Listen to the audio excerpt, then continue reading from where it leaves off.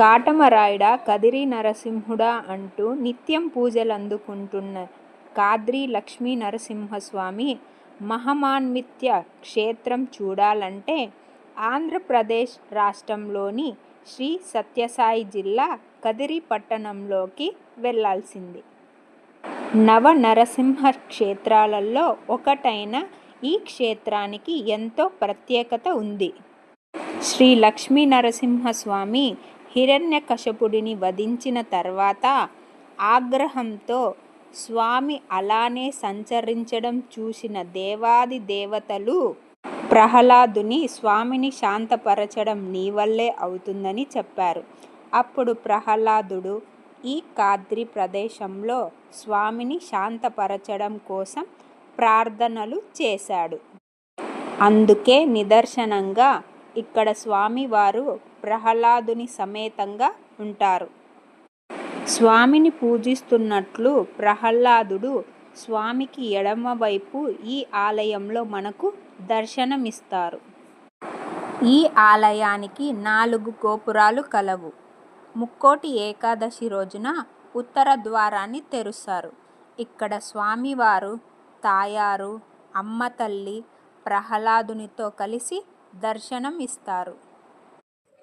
ప్రతి సంక్రాంతి పండుగ రోజులైన కనుమ రోజు శ్రీదేవి భూదేవిలతో కలిసి స్వామివారు కదిరి కొండకు పారువేటకు వస్తాడు అని భక్తుల నమ్మకం.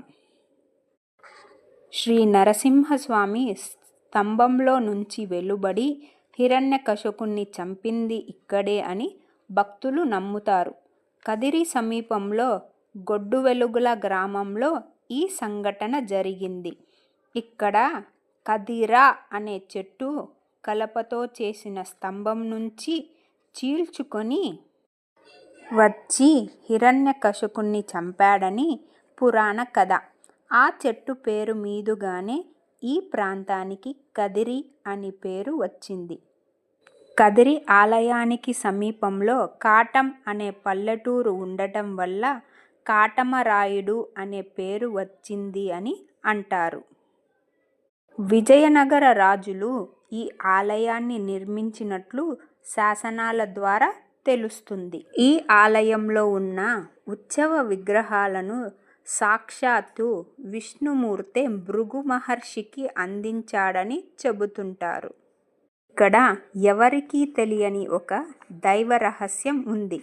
ఈ క్షేత్రంలో మూల విరాట్కు అభిషేకం చేసిన తర్వాత విగ్రహం నాభి నుంచి వచ్చే స్వేదాన్నే భక్తులు తీర్థంగా స్వీకరిస్తారు. అయితే ఆ స్వేదం ఎలా వస్తుందని నేటికి ఎవరూ చెప్పలేని పరిస్థితి. స్వామివారు ఇక్కడ నిజ రూపంలో ఉన్నారని చెప్పేందుకు ఇది ఒక సాక్ష్యంగా భక్తులు నమ్ముతారు. పాల్గొన మాసం బహుళ పౌర్ణమి నాడు స్వామివారికి బ్రహ్మోత్సవాలు ప్రారంభమవుతాయి.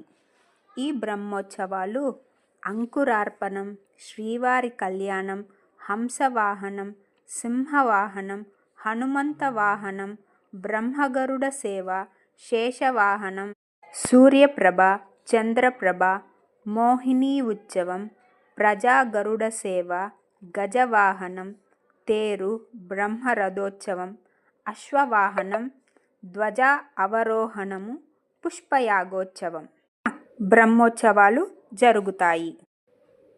ఈ బ్రహ్మోత్సవాలలో ముఖ్యమైన ఘట్టం బ్రహ్మరథోత్సవం. ఇది దేశంలోని అతిపెద్ద 3వ తేరు.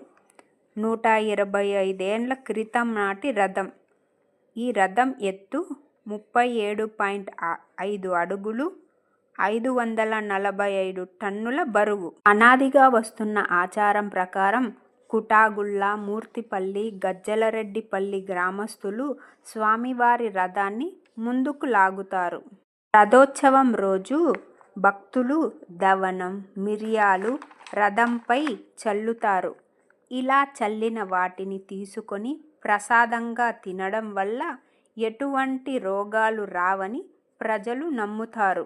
బ్రహ్మోత్సవాలలో భాగంగా 5వ రోజున పాల్గుణ బహుళ పౌర్ణమిని కదిరి పున్నమిగా జరుపుతారు. ఆ రోజు భక్తులు ఉపవాసం ఉంటారు. ఇక్కడ కర్ణాటక, తమిళనాడు నుంచి ఎక్కువ భక్తులు వస్తారు. గోవింద గోవింద అనే నామాలతో దేవుణ్ణి స్మరిస్తూ ఆ తేరును లాగుతారు. అలాగే మా ఛానల్ని ఫస్ట్ టైం చూస్తుంటే లైక్ చేయండి, షేర్ చేయండి, సబ్స్క్రైబ్ చేసుకోండి. బాయ్.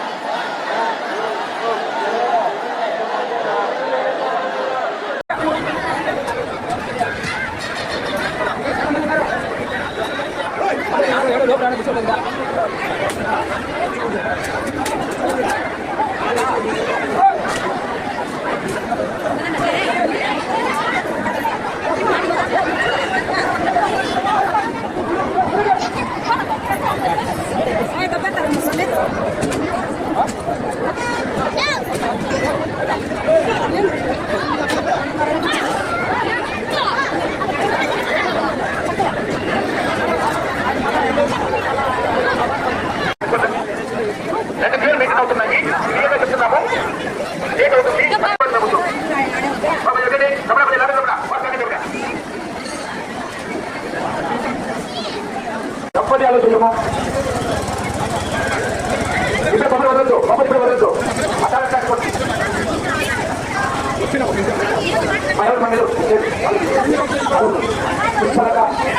పుష్పలగా దుబ్బులు ఎక్కడైనా రావాల్సిన పోతున్నాం.